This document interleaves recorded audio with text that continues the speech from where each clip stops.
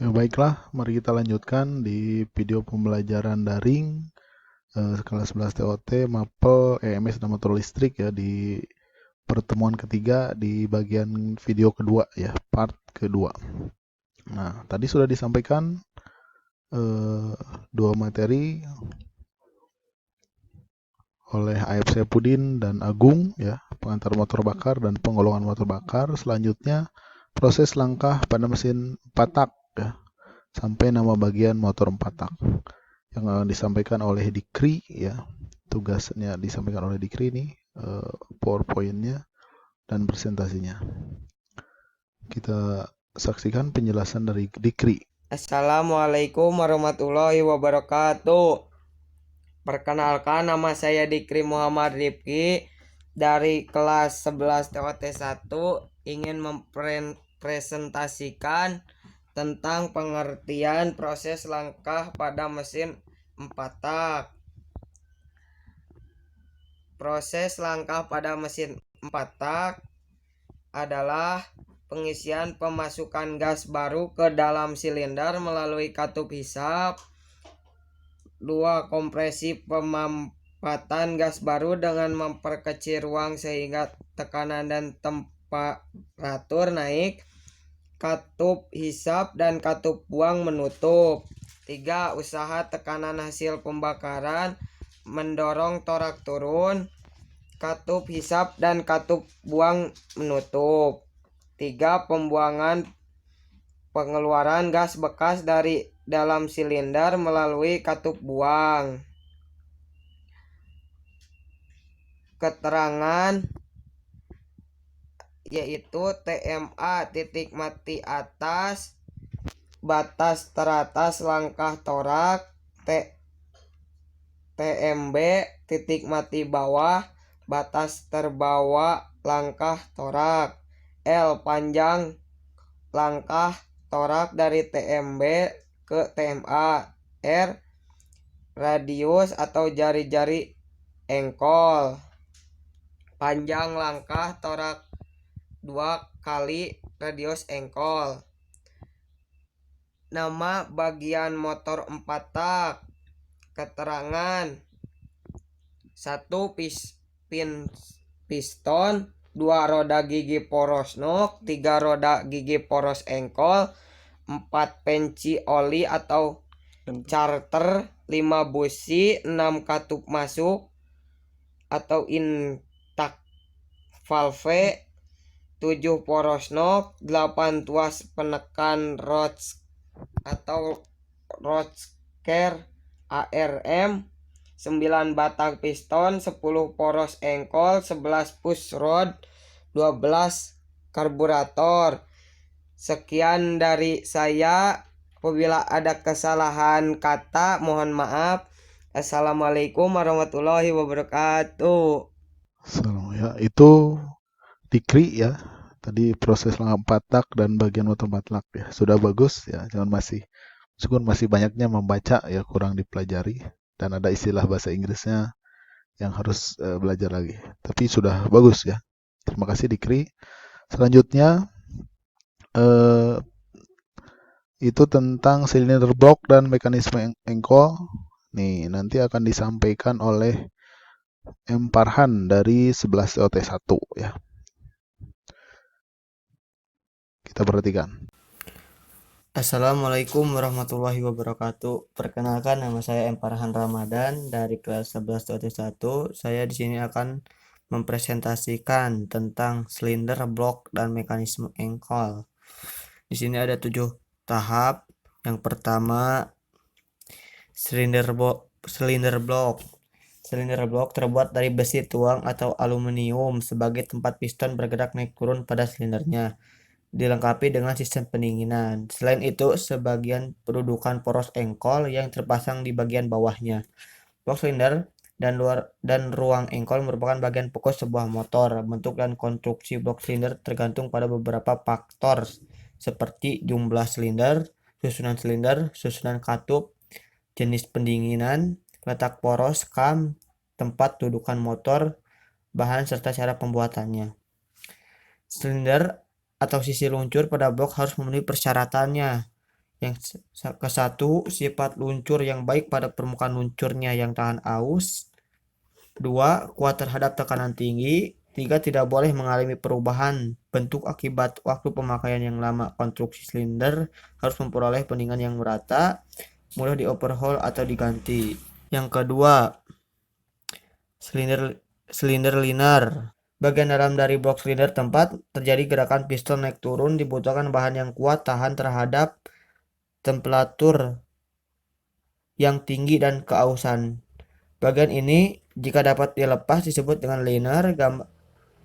Ada konstruksi yang linernya dapat dilepas dan dibedakan dalam dua sebutan tabung silinder kering dan tabung silinder basah. Disebut jenis kering jika bagian luar liner tidak bersentuhan langsung dengan air pendingin.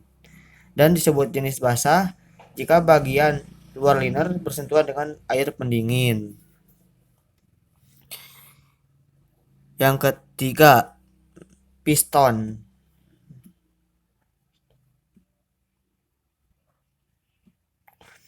Piston menghisap dan mengkompresi udara pada motor diesel yang dicampur bensin pada motor bensin, juga sebagai pembentuk ruang bakar. Selain itu, piston juga merubah tekanan hasil pembakaran menjadi gerakan mekanik bolak-balik dan diteruskan oleh batang piston menjadi gerakan putar pada poros engkol serta mendorong gas buang keluar. Kelengkapan piston adalah ring piston, pena piston, dan batang piston. Fungsi dan beban yang dialami piston, maka piston harus kuat terhadap tekanan tinggi, tahap terhadap temperatur tinggi, tahan terhadap keausan, dan mempunyai sifat luncur yang baik serta mempunyai koefisien muai panas kecil. Bahan umumnya dipakai untuk piston adalah aluminium paduan sehingga selain ringan juga kuat. Yang keempat, ring piston. Ring piston terbuat dari baja yang melingkari bagian kepala piston, berfungsi merapatkan mencegah kebocoran gas dengan menutup celah antara piston dan silinder, mengikis sisa oli pada dinding silinder sehingga tidak masuk dalam ruang bakar, dan untuk mencegah perpindahan panas dari piston ke silinder. Kelima, batang piston. Batang piston mengubah gerakan bolak-balik piston menjadi gerak memutar poros engkol. Batang piston bergerak secara variasi dengan gerakan mengayun yang bersumbu pada piston pin dan bergerak secara linear naik turun, sehingga untuk mengontrol gaya inersia yang dihasilkan oleh gerakan tersebut maka dipasang berat menyimbangan pada poros engkol. Batang piston terbuat dari baja spesial dengan cara dicetak atau ditempa. Penempaan dilakukan untuk meyakinkan kekuatannya. Keenam, poros engkol. Menerima beban dari piston dan batang piston akibat tenaga hasil pembakaran. Poros engkol terbuat dari baja karbon dan berfungsi untuk merubah gerak naik turun piston menjadi gerak putar. Pada bantalan terdapat locking lap yang berfungsi untuk mencegah bantalan ikut berputar, berfungsi untuk mencegah gerak aksial atau maju mundur yang berlebihan. Dalam pemakaiannya, poros engkol mengalami pergesekan yang dapat menyebabkan keausan. Yang harus diperhatikan untuk memeriksanya adalah memeriksa kondisi permulaan main jurnal, melakukan pemeriksaan pada permukaan main jurnal, pengukuran besarnya diameter main jurnal. Bila besarnya diameter permukaan melebihi batasan spesifikasi yang ada pada buku manual, maka poros engkol perlu di-undershade. Flywheel atau pelengkap poros engkol terbuat dari baja tuang berfungsi menyimpan tenaga putar mesin.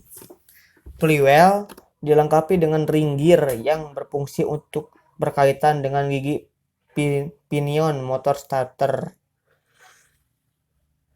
Ya, segini untuk penjelasannya tentang silinder blok, dan mekanisme engkol. Terima kasih atas perhatiannya. Mohon maaf bila ada kata-kata yang salah. Wassalamualaikum warahmatullahi wabarakatuh. Itu Farhan ya, tadi tentang silinder box dan mekanisme engkol dan bagian-bagiannya. Dan selanjutnya materi tentang kepala silinder ya, dan bentuk ruang bakar nih akan disampaikan oleh Pandu Prastiawan dari 11 TOT2. Kita perhatikan.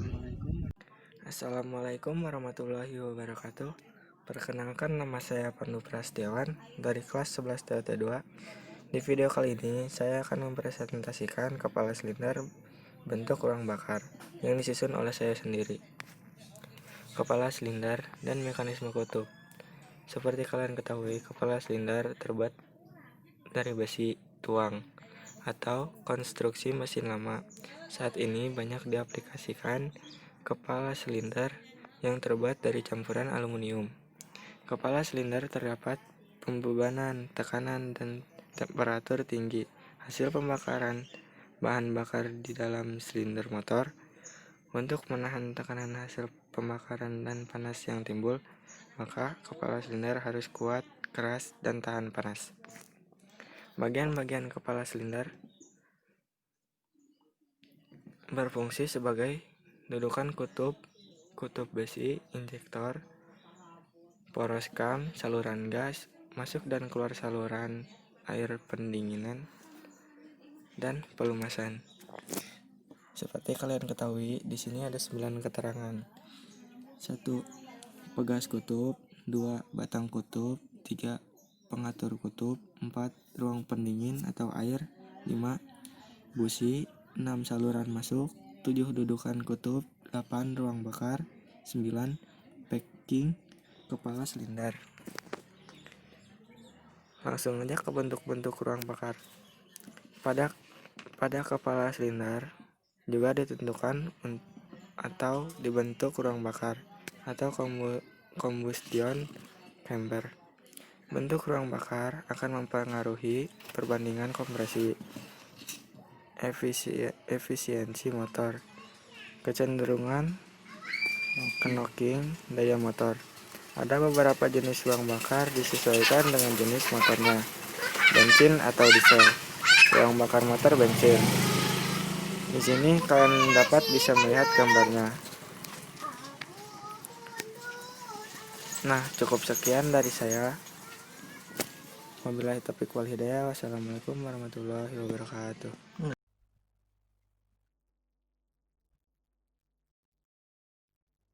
Itu dari Pandu, ya bagus Pandu ya. Tadi bukan kutub ya, katup itu. Tadi sudah bagus penyampaiannya meskipun ada iklan ya di belakang. Itu tentang kepala silinder dan bentuk ruang bakar. Yang terakhir ini mekanisme katup ya. Tentang mekanisme katup nanti akan disampaikan oleh Sandy ya dari 11 TOT2.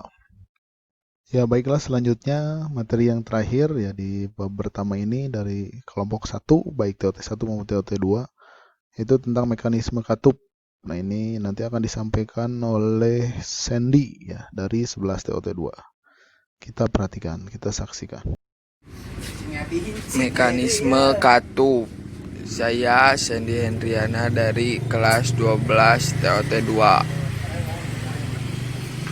Nama bagian mekanisme katup: 1. Tuas katup. 2. Pengantar katup. 3. Batang penumbuk. 4. Mangkok penumbuk. 5. Poros kam. 6. Blok silinder. 7. Kepala silinder. 8. Katup. Tipe mekanisme katup. Mekanisme katup dengan penerapan katupnya di kepala silinder. Mekanisme ini dibutuhkan banyak komponen untuk menggerakkan katup sehingga pada putaran tinggi pembukaan dan penutupan katup kurang ideal.